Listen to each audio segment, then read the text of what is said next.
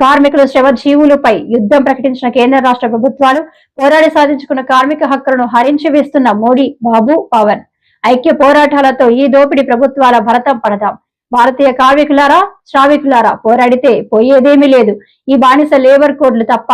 B Satyababu, 50వ division corporator, CPM floor leader.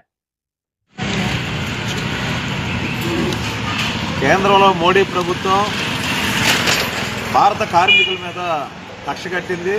ఈ కార్మికుల్ని కార్పొరేట్ కంపెనీలకు బానిసలుగా మార్చేదానికి పోరాడి సాధించుకున్నటువంటి 29 రకాల కార్మిక చట్టాలని పోదపోసి కేవలం 4 లేబర్ కోడ్ల పేరుతో ఈరోజు కార్మిక హక్కులన్నింటినీ ధ్వంసం చేస్తుంది.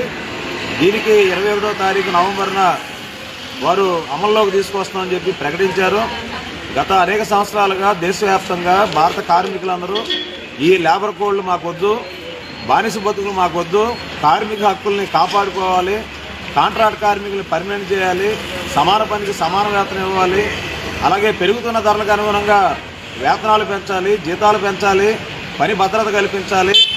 ఈ రకమైనటువంటి అంశాలని మోడీ ప్రభుత్వం విస్మరించి కార్పొరేట్ కంపెనీలకి కార్మికుల్ని బానిసలుగా మార్చే ఈ 4 లేబర్ కోడ్లు తీసుకురావడం, 10 గంటలు పెంచే పద్ధతుల్ని ఇక్కడ చంద్రబాబు నాయుడు 8 గంటలది 13 గంటలు పెంపుదల చేయడం, రాత్రి వేళలో మహిళలతో సైతం డ్యూటీలు చేయించుకోవచ్చని సవరణలు తీసుకురావడం, ఇది కార్మిక ద్రోహుల చర్య, కార్మిక వ్యతిరేక చర్య.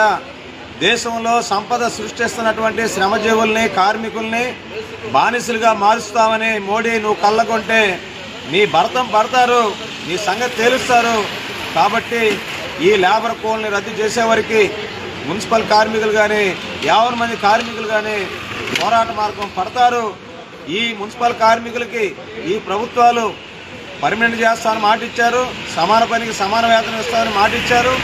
కానీ ఈరోజు పర్మనెంట్ లేదు, సమాన పనికి సమాన వేతనం లేదు. కార్మికుల్ని వెట్టి బానిసల్లాగా వీక్లీ ఆఫ్లు లేకుండా, ఆదివారాలు సెలవులు కూడా లేకుండా, పండగ దినాల సెలవులు కూడా లేకుండా కార్మికులతో వెట్టి చాకిరీ చేస్తున్నారు.